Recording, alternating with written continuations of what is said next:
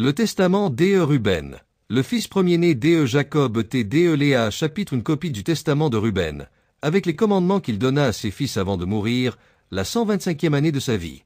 2 ans après la mort de son frère Joseph, Ruben tomba malade. Ses fils et les fils de ses fils se réunirent pour le voir. Il leur dit, « Mes enfants, voici que je meurs, et je m'en vais par le chemin de mes pères. » Il vit là ses frères Juda, Gad et Azer, et il leur dit, « Réveillez-moi, et je dirai à mes frères et à mes fils ce que j'ai caché dans mon cœur, car voici, je vais bientôt passer. » Il se leva, les embrassa et leur dit, « Écoutez, mes frères et mes fils, prêtez l'oreille à ce que dit Ruben, votre père, et à ce que je vous dis. Et voici, j'appelle aujourd'hui à témoin contre toi le Dieu du ciel, afin que tu ne marches pas dans les péchés de la jeunesse et de l'impudicité, dans lesquels je me suis livré et j'ai souillé la couche de Jacob, mon père. Et je vous déclare qu'il m'a frappé d'une plaie dans les reins pendant 7 mois. Et si Jacob, mon père, n'avait pas prié l'Éternel pour moi, l'Éternel m'aurait fait périr. J'avais 30 ans lorsque j'ai commis le mal devant l'Éternel, et j'ai été malade à la mort pendant 7 mois. Après cela, je me suis converti de tout mon cœur devant l'Éternel pendant 7 ans. Je ne bus ni vin ni liqueur enivrante, et aucune chair n'entra dans ma bouche, et je ne mangeai pas de mets agréables. Mais je pleurai sur mon péché, car il était grand, tel qu'il n'y en avait point eu en Israël. Chapitre 2. Et maintenant, mes enfants, écoutez-moi ce que j'ai vu au sujet de cet esprit de séduction, lorsque je me suis converti. C'est pourquoi cet esprit sont établis contre l'homme, et ce sont eux qui dirigent les œuvres de la jeunesse. Et 7 autres esprits lui ont été donnés lors de sa création, afin que par eux s'accomplisse toute œuvre de l'homme. Le premier est l'esprit de vie, par lequel la constitution est créée. Le deuxième est le sens de la vue, par lequel naît le désir. Le troisième est le sens de l'ouïe, par lequel vient l'enseignement. Le quatrième est le sens de l'odorat, par lequel le goût est donné pour aspirer l'air et la respiration.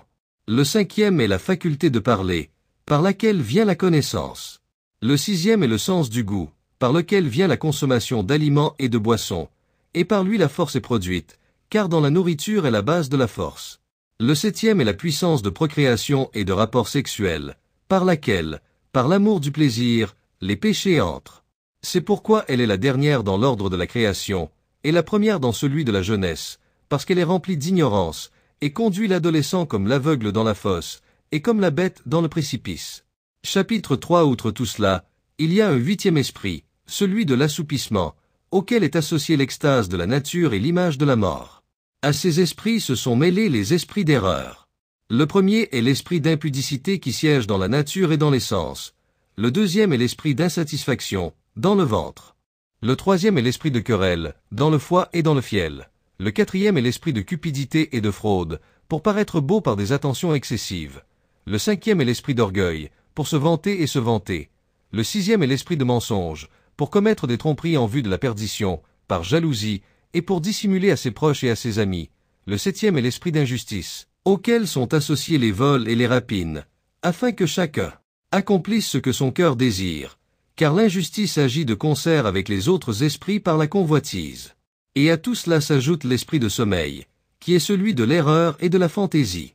Ainsi périt tout jeune homme, qui obscurcit son esprit loin de la vérité, qui ne comprend pas la loi de Dieu et qui n'obéit pas aux avertissements de ses pères, comme cela m'est arrivé dans ma jeunesse. Et maintenant, mes enfants, aimez la vérité, et elle vous gardera. Écoutez les paroles de Ruben, votre père. Ne faites pas attention au visage d'une femme, ne fréquentez pas la femme d'un autre, et ne vous mêlez pas des affaires des femmes. Car si je n'avais pas vu Bila se baignant dans un lieu couvert, je ne serais pas tombé dans ce grand crime. Car mon esprit, s'étant souvenu de la nudité de la femme, ne m'a pas permis de dormir avant d'avoir commis cette abomination. Car, lorsque Jacob, notre père, s'en alla vers Isaac, son père, pendant que nous étions à Éder, près d'Éphrata, à Bethléem, Bila s'enivra et s'endormit sans robe dans sa chambre.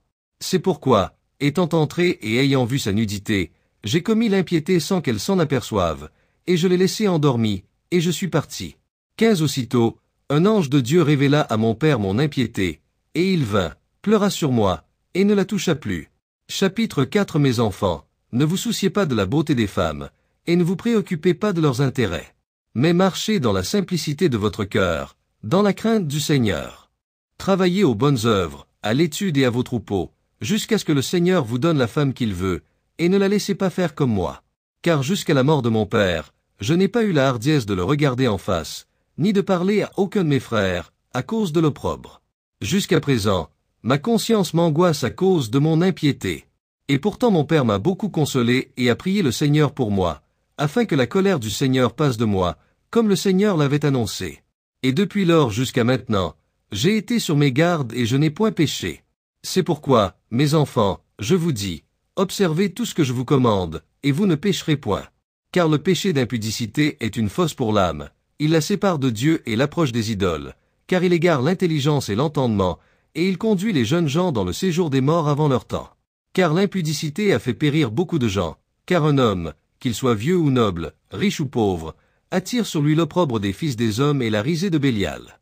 Vous avez entendu parler de Joseph, comment il se garda des femmes, et purifia ses pensées de toute impudicité, et trouva grâce devant Dieu et devant les hommes.